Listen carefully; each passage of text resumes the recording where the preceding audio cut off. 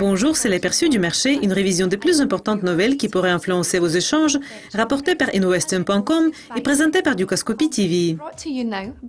Lundi, le dollar néo-zélandais a chuté par rapport à son homologue américain, comme la demande pour le billet vert est restée soutenue après les données américaines de vendredi et dans le contexte de la prudence globale sur le front de la dette grecque. Le billet vert est resté soutenu après que vendredi, les données préliminaires ont montré que l'indice des directeurs d'achat du secteur manufacturier des États-Unis a progressé jusqu'à 54,3 ce mois par rapport à 53,9 en janvier, dépassant les attentes pour une chute vers 53,6.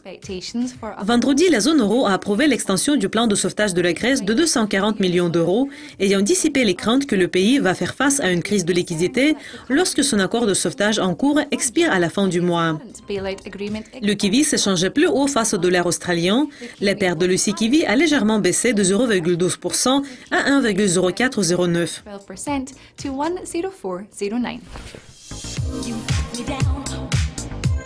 Les contrats à terme sur le pétrole West Texas Intermediate ont fortement chuté vendredi après que les données ont montré que le rythme de la chute des plateformes aux États-Unis s'est ralenti la semaine dernière, soulignant les inquiétudes en matière de la surabondance de l'offre.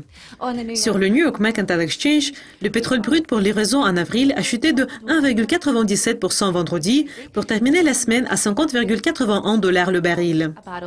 Le nombre de plateformes de forage pétrolier aux États-Unis s'élevait à 1019 la semaine dernière, le plus bas depuis août 2011.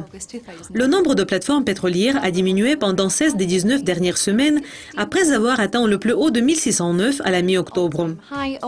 Mardi, les acteurs du marché vont également suivre attentivement le témoignage du président de la Réserve fédérale Janet Yellen devant le comité sénatorial des banques pour voir une indication sur le moment où les taux d'intérêt américains pourraient commencer à augmenter.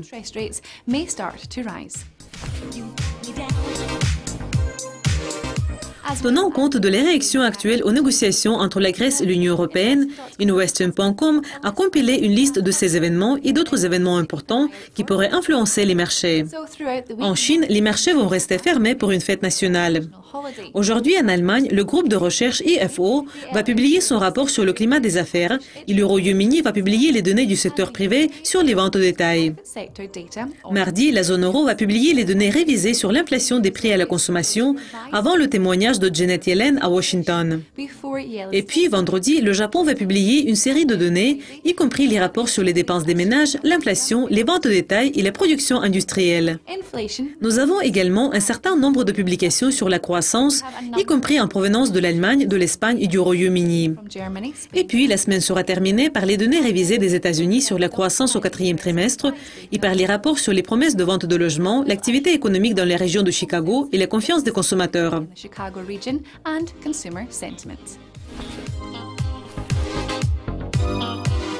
C'est tout pour l'aperçu du marché de cette semaine. Merci d'être avec nous. Restez à l'écoute la semaine prochaine pour voir une nouvelle édition. Mais pour le moment, au revoir.